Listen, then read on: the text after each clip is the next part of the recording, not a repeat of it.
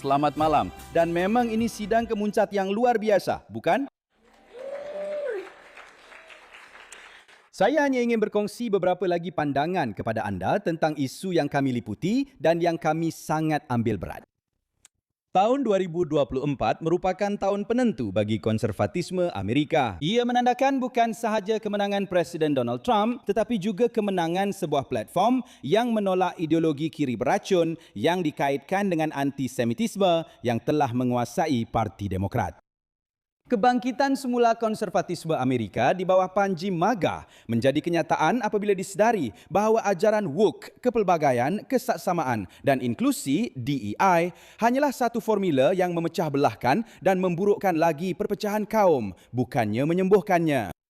Ini merupakan penolakan terhadap keistimewaan Amerika dan nilai-nilai asas tamadun Barat yang menjadi asas kepada republik yang diasaskan 250 tahun lalu. Oleh itu, jelas bahawa peperangan yang dilancarkan terhadap Barat oleh golongan progresif melalui perjalanan panjang mereka dalam institusi pendidikan dan budaya Amerika sedang memusnahkan struktur kehidupan masyarakat Amerika. Dan tiada siapa yang lebih memahami perkara ini selain orang Yahudi Amerika atau sekurang-kurangnya mereka yang tidak terlalu dibutakan oleh ideologi dan kepartian sehingga sanggup mengakui realiti. Golongan liberal telah berulang kali mengulangi pembohongan bahawa Donald Trump telah memanggil Nazi yang berarak di Charlottesville pada Ogos 2017 sebagai orang yang sangat baik. Tetapi selepas serangan yang diketuai Hamas oleh orang Arab Palestin ke atas Israel pada 7 Oktober 2023, iaitu pembunuhan beramai-ramai orang Yahudi yang terburuk sejak Holocaust, golongan kiri Amerika telah menyokong hari kekejaman itu dan serta-merta memihak kepada pembunuh bukannya mangsa Yahudi. Dalam tahun-tahun selepas itu, kita secara literal telah menyaksikan beribu-ribu kejadian seperti Charlottesville.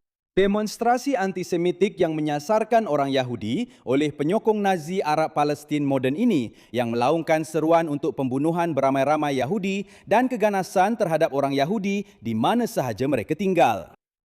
Dan Demokrat seperti Presiden Joe Biden dan bekas naib Presiden Kamala Harris terlalu takut dengan penyokong sayap kiri mereka untuk berdepan atau mengecam mereka. Sebenarnya Biden dan Harris serta yang lain di pihak kiri yang melayan golongan antisemitik ini seolah-olah mereka adalah orang yang sangat baik. Presiden liberal university elit seperti Harvard, Penn dan MIT tidak dapat menyatakan sama ada sokongan terhadap pembunuhan beramai-ramai orang Yahudi melanggar peraturan sekolah mereka. Dan Trump yang berjanji untuk menggunakan kuasa kerajaan persekutuan untuk menghukum mereka dan menarik balik dana sekolah-sekolah tersebut. Mereka telah bertolak ansur dan menggalakkan penindasan terhadap orang Yahudi dengan cara yang tidak akan mereka lakukan terhadap mana-mana kaum, agama atau etnik minoriti lain jika mereka tidak mengubah cara mereka. Kita patut berterima kasih kepada Presiden Trump kerana menunaikan janji itu dan kerana melakukan lebih banyak usaha untuk memerangi antisemitisme berbanding mana-mana pendahulunya sama ada Demokrat atau Republikan, serta sokongan bersejarah beliau terhadap Israel. Dan majoriti besar konservatif Amerika bukan sahaja bersetuju dengan beliau, malah melihat perkara ini selari dengan prinsip gerakan mereka, sesuatu yang telah diperjuangkan oleh pengasas moden gerakan itu, William F. Buckley, sepanjang hidupnya. Tetapi pada tahun 2024, kita juga menyaksikan kemunculan versi baru penyakit lama di pihak kanan.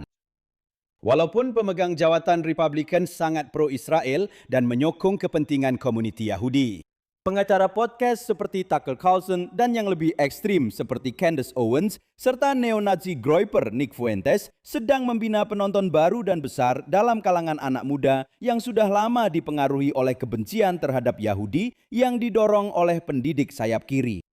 Dalam tahun-tahun selepas itu, mereka mungkin tidak memenangi banyak pertempuran pilihan raya, tetapi suara mereka semakin lantang dan pengaruh mereka dapat dilihat bahkan dalam beberapa institusi sayap kanan yang kita sangka tidak terdedah kepada godaan antisemitisme. Pembenci Yahudi sayap kanan ini tidak banyak berbeza daripada rakan sejawat mereka di sebelah kiri dalam penolakan mereka terhadap warisan Judeo-Kristian. Itulah asas kebebasan Amerika dan penerimaan mereka terhadap anti-Zionisme yang tidak dapat dibezakan daripada antisemitisme.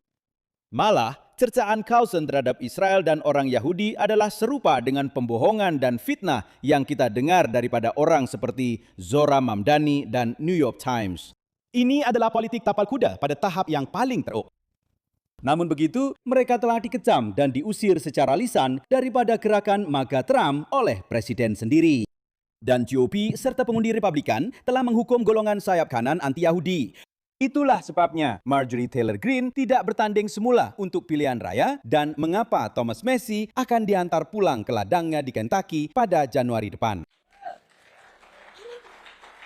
Mereka masih merupakan golongan minoriti di pihak kanan, tetapi adalah tidak bertanggung jawab untuk menafikan bahawa pengaruh mereka semakin berkembang. Dan itu adalah sesuatu yang telah menjadi masalah yang lebih besar sejak pembunuhan Charlie Kirk yang merupakan seorang sahabat kepada Israel dan rakyat Yahudi.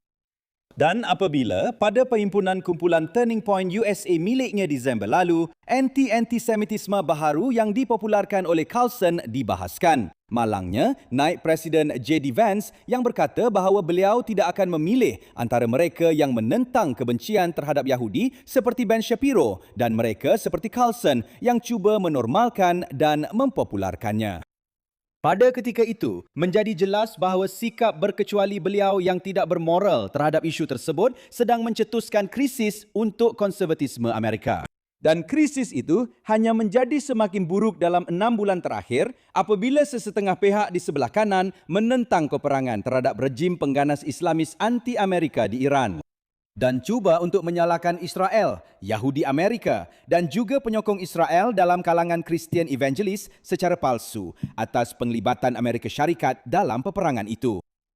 Malangnya, komen daripada Rumah Putih dan terutamanya Vance mengenai Israel dan peperangan dalam beberapa minggu kebelakangan ini bukan sahaja tidak bertanggungjawab. Ia hanya menggalakkan anti-antisemitisme yang lantang dan semakin berkembang di pihak kanan. Dan jika pertentangan dengan harapan kita, hasil rundingan dengan Iran dan Switzerland serta perkembangan seterusnya membawa kepada penguatan dan pengayaan Iran. Sekali lagi, menjadikan Israel sebagai kambing hitam di setengah pihak kanan akan menjadi masalah yang lebih besar. Pilihan yang dihadapi oleh golongan konservatif sekarang bukan sahaja tentang apa pendapat mereka mengenai perang untuk mempertahankan Barat daripada pakatan merah hijau antara Marxis dan Islamis, atau sama ada dasar berlembut terhadap Iran yang baharu adalah idea yang baik. Ia juga mengenai sama ada mereka akan membiarkan penyakit anti-antisemitisme berakar dalam kalangan mereka. Tidak sepatutnya ada keraguan bahawa walaupun anti-antisemitisme di pihak kiri adalah masalah yang lebih besar hari ini, kegagalan untuk berdepan, mengecam dan mengutuk mereka yang secara terbuka antisemitik seperti Carlson dan Owens atau mereka yang merasionalisasi dan mempertahankan mereka seperti Megyn Kelly bukan sahaja akan melemahkan gabungan konservatif yang menang pada tahun 2024, ia juga akan membantu usaha pihak kiri untuk memusnahkan Amerika dan Barat serta membantu mereka yang berusaha untuk melakukan pembunuhan beramai-ramai terhadap orang Yahudi di Israel. Konservatif Amerika sedang berjuang untuk mempertahankan jiwa gerakan mereka, satu pertempuran yang malangnya mungkin sudah kalah di pihak liberal Amerika.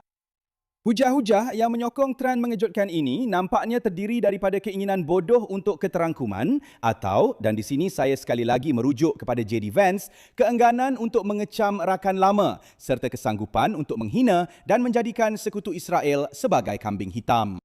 Tetapi, jika konservatif juga tidak menetapkan batasan, seperti yang dilakukan oleh William Buckley pada tahun 1960-an dan 90-an, mengusir golongan antisemit dan anti-Zionis daripada gerakan mereka, kosnya bukan sahaja akan ditanggung oleh orang Yahudi.